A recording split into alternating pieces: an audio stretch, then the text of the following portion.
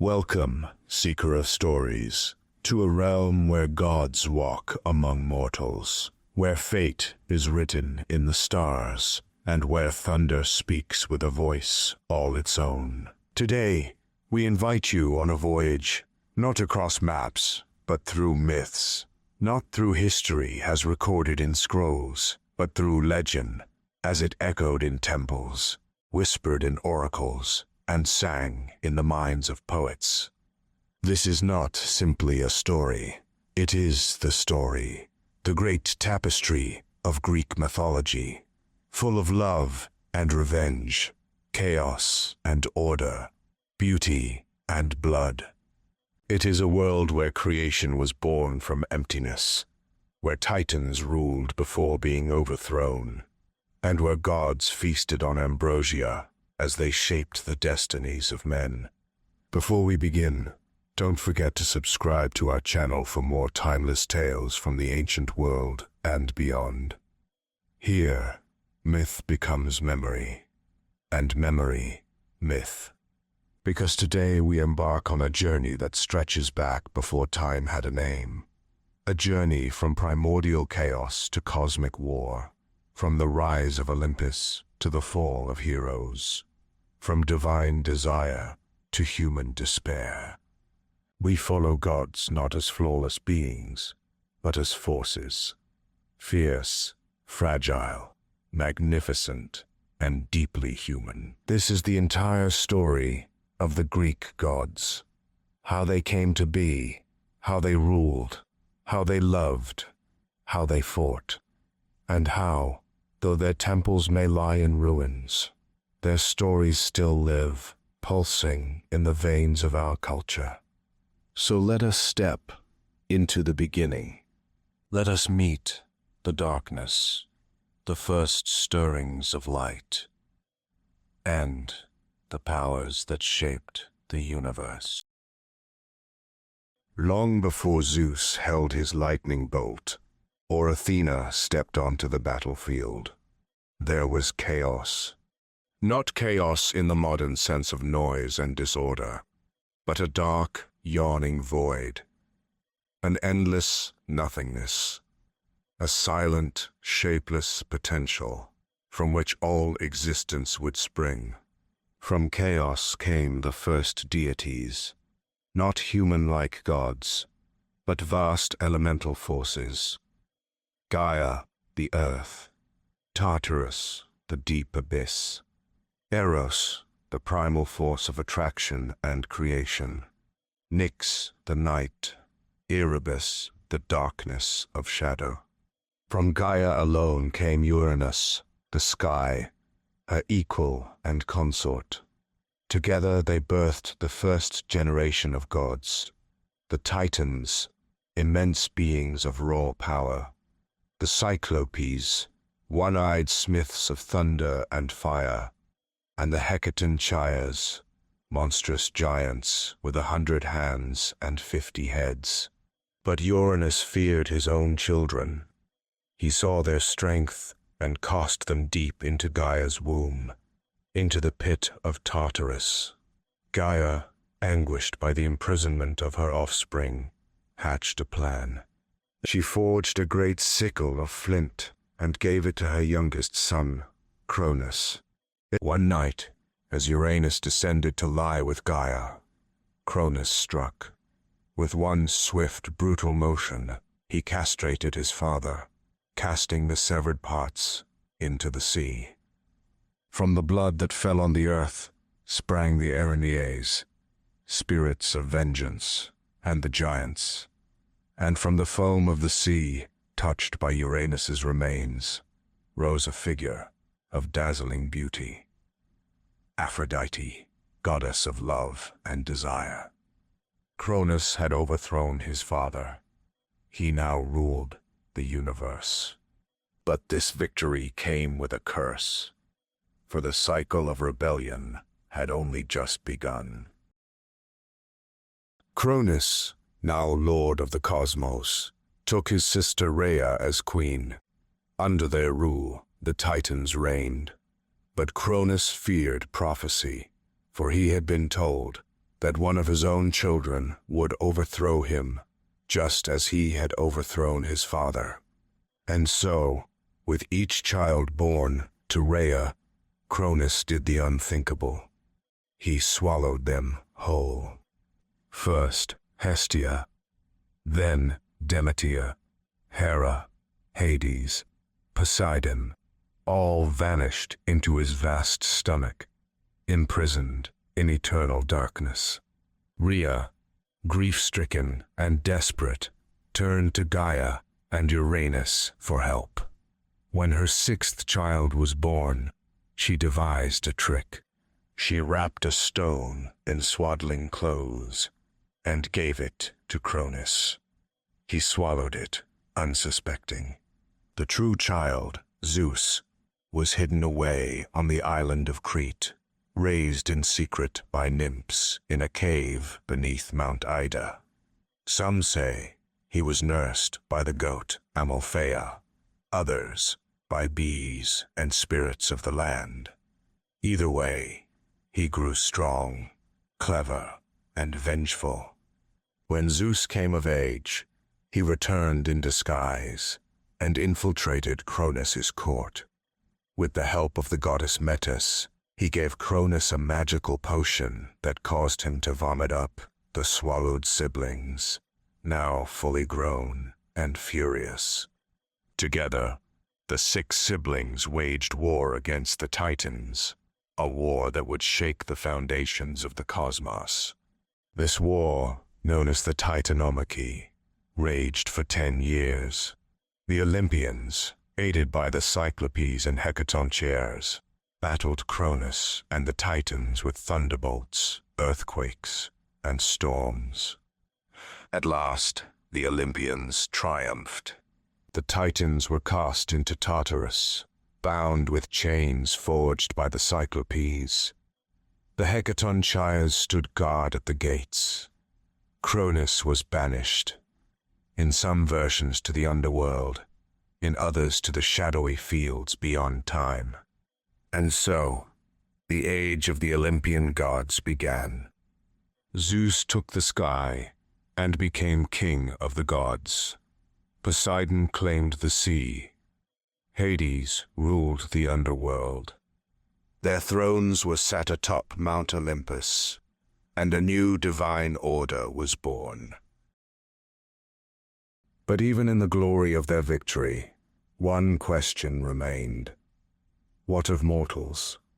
The gods ruled the heavens and oceans, the stars and the winds, but the earth itself was still quiet. No humans walked its surface. No voices praised the gods. No cities were built, no songs sung. It was Prometheus, a titan who had aided the Olympians, who looked down and saw the potential of the world still untapped. He descended to the earth and began to shape mankind from clay. He sculpted their forms in the image of the gods, upright, thoughtful, inquisitive. When he was finished, Athena gave them breath, the sacred gift of psyche, or soul. And so, humans were born. But they were weak, naked, helpless. They shivered in the cold and feared the dark. The gods had not shared their tools, their power, or their wisdom. Prometheus, moved by compassion, made a dangerous decision. He climbed the heights of Olympus and stole fire, hiding it in a hollow stalk of fennel. Then he brought it down to the world of men. With fire came transformation. Mankind learned to cook, to forge, to build. Fire became the root of civilization, the flickering light that turned fear into knowledge, darkness into vision. Zeus was furious. He had forbidden this gift, seeing fire as a divine privilege, not something for mortals to wield. And so he exacted a cruel revenge. Prometheus was seized by the gods and chained to a rock in the Caucasus Mountains. There, each day, an eagle, the sacred bird of Zeus, would descend and eat his liver. And each night, his immortal body would regenerate, ready to suffer again. Prometheus would hang there for centuries, a symbol of defiance and eternal punishment. But Zeus's wrath did not end with the Titan. If men had fire, then he would give them something else, something beautiful, irresistible, and ruinous. He would give them Pandora. Zeus, in his divine fury, devised not a weapon, but a gift, a perfectly crafted curse disguised in beauty.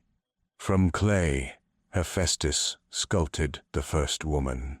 The gods gathered around and bestowed her with gifts, each one wrapping danger in delight. Aphrodite gave her beauty and irresistible charm. Hermes gifted her a silver tongue and cunning speech. Athena clothed her in silks and taught her the crafts of weaving and grace. But Hera and Zeus ensured she was also filled with curiosity, pride, and deceit. She was named Pandora, meaning all-gifted. Zeus sent her to Epimetheus, brother of Prometheus. Though Prometheus had warned him to never accept gifts from Olympus, Epimetheus, struck by her beauty and gentleness, ignored all caution and took her as his bride. With her came a sealed jar, a wedding gift said to contain treasures. Pandora was told never to open it. But the gods had given her curiosity, and it stirred within her like wind behind a closed door. She resisted for days, maybe weeks, but at last she could bear it no longer. Alone in the house, heart pounding, she unsealed the lid. What flew out was not treasure, but plague, disease, grief, hunger, war, madness, jealousy, and death, all the sufferings that had never before touched mortal life. These evils swirled into the world, unseen but unstoppable. Pandora, horrified, slammed the lid shut, but it was too late. Only one thing remained inside: hope, small, quiet, but still there. What hope meant, a gift or a cruel joke, has puzzled philosophers for millennia. Was it a comfort left by the gods, or a final torment to make suffering bearable? Whatever it was, it endured. And so humanity, once pure and untroubled, now lived in a world of struggle. But they also carried with them hope, the stubborn light in the dark, the silent companion through every age. Through Prometheus and Pandora, the fate of mortals was sealed. To suffer, to strive, to create, and to believe. If the Greek gods were immortal, powerful, and awe-inspiring, they were also wildly human in one crucial way. They could not resist desire.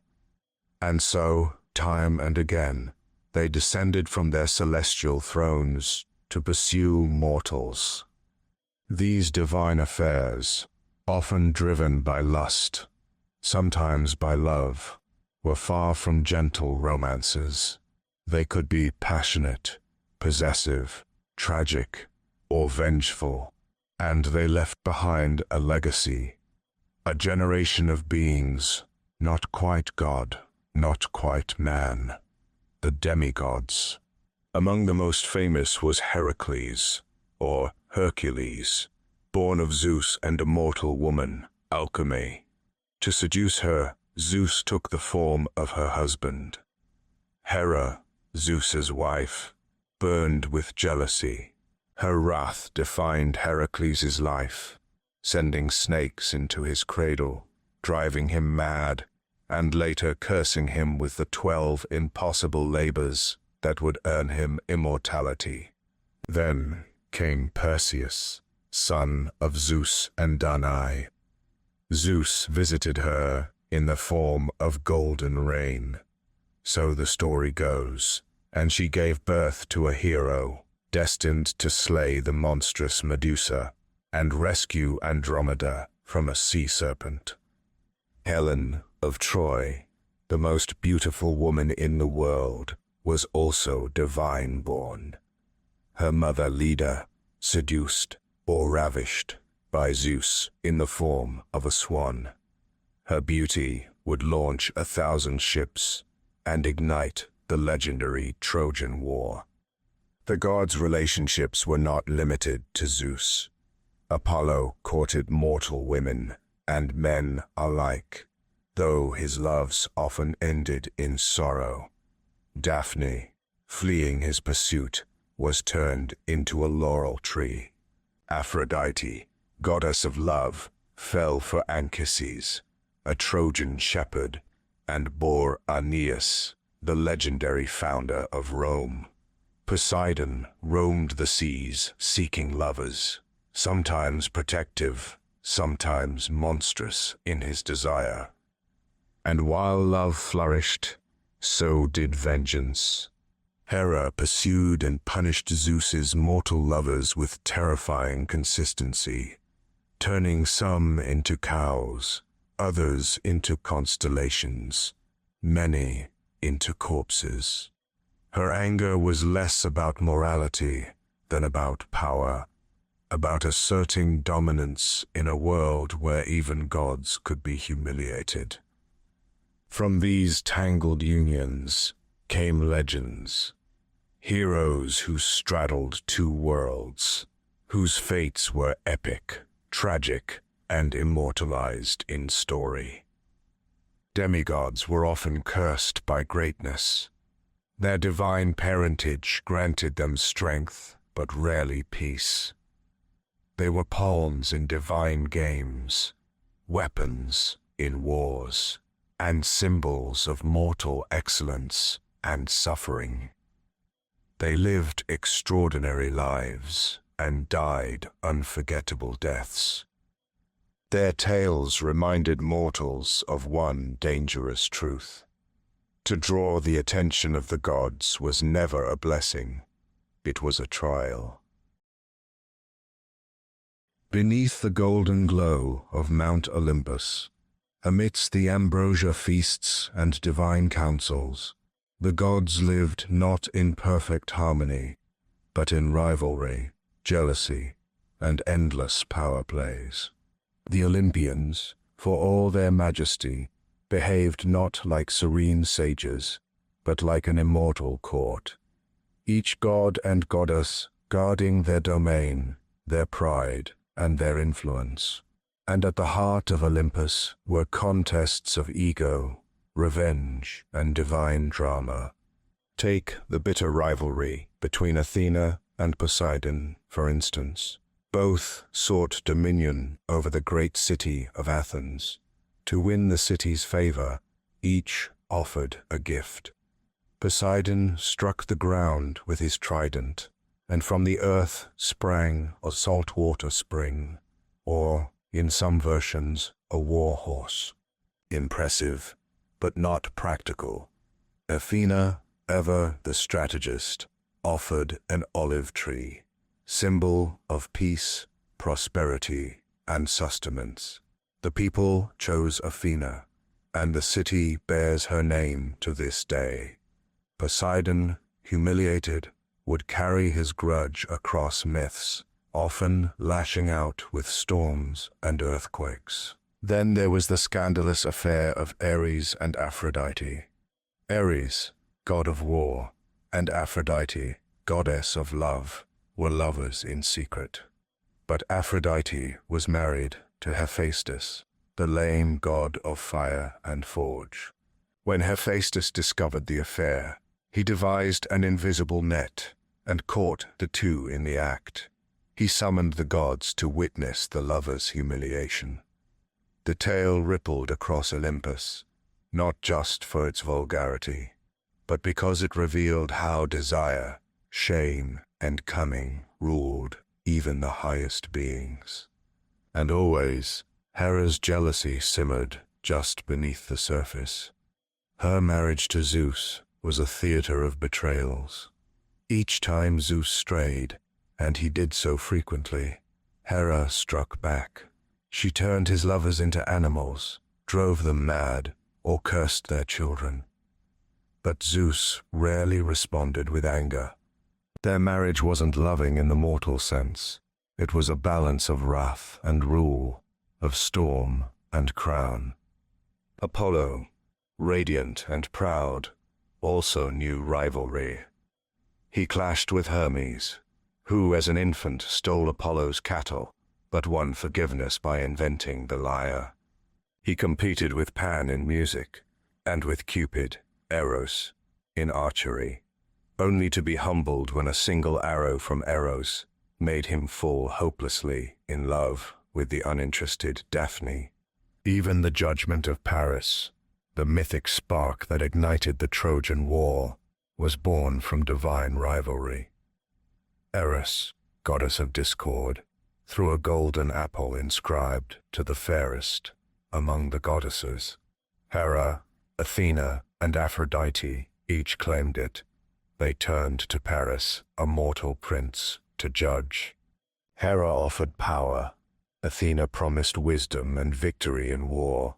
But Aphrodite promised him the most beautiful woman in the world, Helen. Paris chose beauty, and the world burned. These rivalries were not petty distractions. They were forces that shaped the mortal world. Cities rose or fell, depending on which god favored or despised them. Heroes thrived or died based on divine feuds. No battle, plague, voyage, or romance in Greek myth existed apart from Olympus's entangled web of alliances and vendettas. The gods did not simply rule. They interfered, competed, loved, and destroyed, just as humans did. And through them, the Greeks saw that even the divine was not free from flaws. If the gods ruled Olympus, it was the heroes who strode the earth, half-mortal champions caught between human vulnerability and divine expectation. Their lives were grand, their choices irreservable, and their destinies bound by fate, a force even the gods could not defy. And where there were heroes, there was war. The greatest of all wars in Greek mythology was the Trojan War, a decade-long siege immortalized in Homer's Iliad. But this was no mere conflict of men. It was shaped by the jealousies and schemes of the gods. It began, as so many Greek tragedies do, with divine pride. When Eris, goddess of discord, was excluded from a divine wedding, she cast a golden apple marked to the fairest. Hera, Athena, and Aphrodite each claimed it, and the mortal prince Paris of Troy was chosen to decide. Hera promised him power, Athena offered victory in war, and Aphrodite whispered the name Helen, the most beautiful woman in the world. Paris chose love, and in doing so, chose destruction. Helen, already married to Menelaus, was taken to Troy. Outraged, the Greek kings united in vengeance. But as Greek ships launched across the Aegean, so too did Olympus divide. Hera, Athena, and Poseidon sided with the Greeks, while Aphrodite, Ares, and Apollo supported the Trojans. At the heart of the war stood Achilles, the mightiest warrior of the Greeks. His mother, the sea nymph Thetis, had tried to make him immortal by dipping him in the river Styx. Every part of him became invincible. save for the heel by which she held him. Hence the term Achilles' heel, a small flaw that leads to a great fall.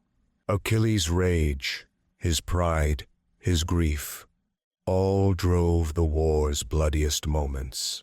When his beloved companion Patroclus was slain by Hector, Prince of Troy, Achilles returned to the battlefield with godlike fury.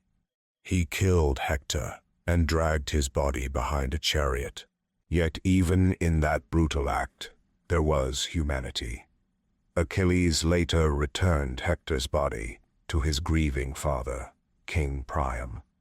But fate could not be avoided. Achilles would die, struck in the heel by an arrow, fired, some say, by Paris and guided by Apollo himself. The fall of Troy came not by force, but by trickery. A gift horse, left at the city gates, hiding Greek soldiers within. Troy burned, its people slaughtered or enslaved. And as the city crumbled, the gods who had once protected it fell silent. From the ashes rose new legends. Odysseus, the clever Greek king, whose return home took 10 years and countless trials. He blinded Polyphemus, the Cyclops son of Poseidon, earning the gods' wrath. He survived sirens, sea monsters, witch goddesses, and the land of the dead, only to find his home besieged by rivals and his wife Penelope desperately waiting. Heroes like Perseus, Theseus, Jason, and Atalanta filled the myths with adventures, slaying monsters, defying kings, retrieving sacred relics. But always, fate followed them like a shadow, because in Greek myth, fate was not a force to be conquered. Even the gods bowed to it. The Moirai, or Fates, or 3 ancient sisters, Clotho, who spun the thread of life, Lachesis, who measured it, and Atropos, who cut it. Once a life's thread was severed, not even Zeus could alter its course. This concept of inescapable destiny haunted even the mightiest. Take Oedipus, the tragic king who tried to avoid the prophecy that he would kill his father and marry his mother. Every action he took to escape fate only led him closer to its fulfillment. Greek heroes were defined not just by their victories, but by their struggles against the inevitable. A reminder that strength is fleeting, and that even glory is shadowed by mortality. All pantheons rise, and all eventually fade.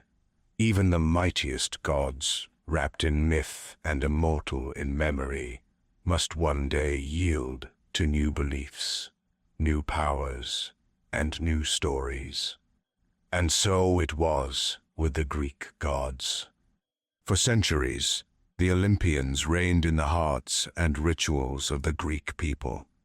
Temples soared toward the sky, smoke from sacrifices curled into the heavens, and oracles whispered their cryptic prophecies in the name of Apollo, Zeus, or Athena. The gods were everywhere, in the oceans, the storms, the harvest, and the home. But the world was changing. The rise of the Roman Empire brought with it a new wave of interpretations. The Greeks had called him Zeus.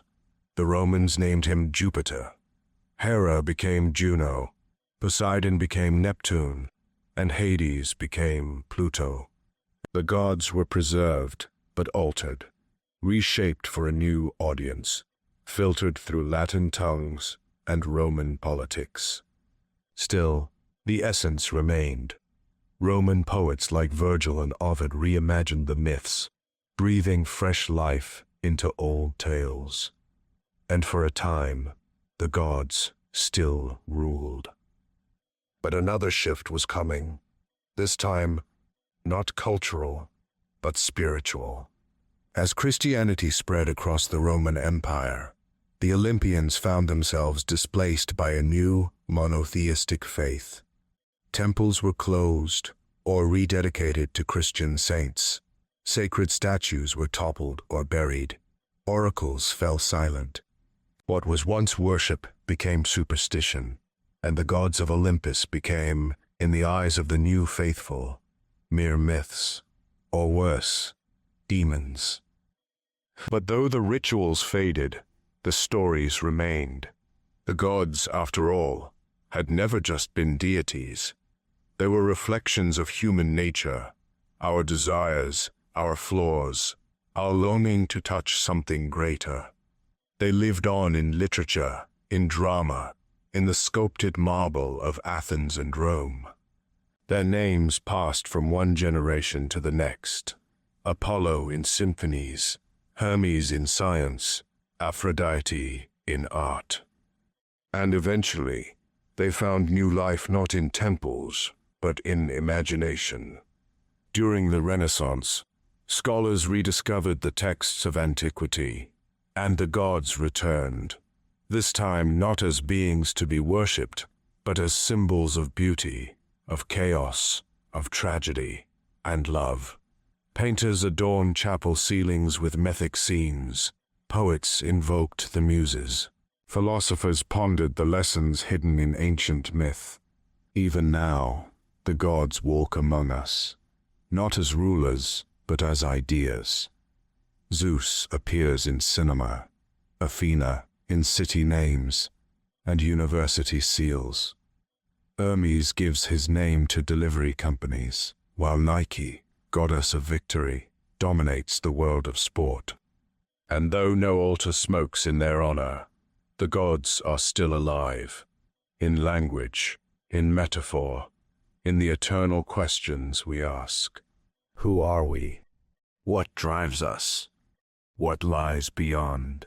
The Greeks answered these questions with stories, and the gods they gave us, beautiful, terrible, flawed, and divine, remain some of the most powerful mirrors we've ever held to ourselves. They may no longer reign from Olympus, but they still rule in the realm of myth, that strange country where truth and imagination meet. In the end, Greek mythology is not simply a collection of old stories. It is a profound language of symbols, a coded guide to the human condition, rich with passion, folly, wonder, and wisdom. Though thousands of years have passed since people left offerings at Delphi or whispered prayers to Athena before battle, the myths are far from silent. They speak to us still. Why do these tales endure? Because they ask the same questions we do. What is power, and who deserves it? Why must we suffer? Is fate truly inescapable? Can love conquer death? These myths are not relics. They are living metaphors. Zeus's thunderbolt is not just weather. It is the flash of anger, the hand of judgment, the chaos of command. Hades is not just a king of shadows. He is the quiet truth of mortality that waits for us all. And Aphrodite, with her devastating beauty, reminds us how desire can elevate or destroy.